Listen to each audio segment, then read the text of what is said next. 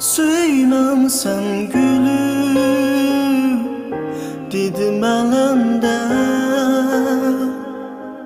yüreğim yığlar kaygı hasrette.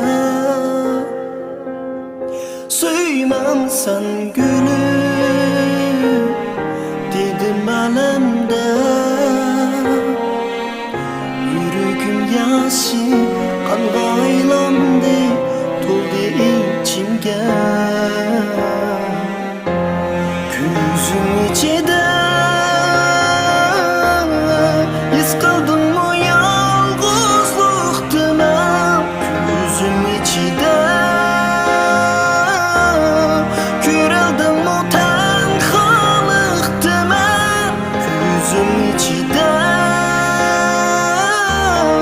iz kaldım mı yalgızlıktan? Gözüm içide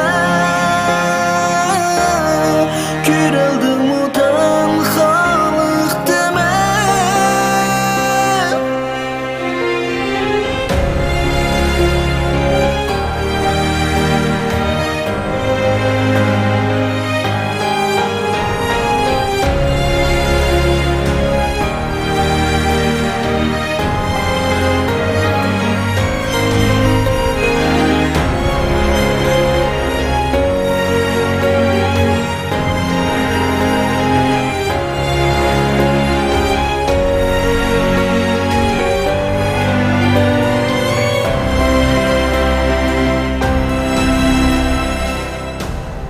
Kıymayma sana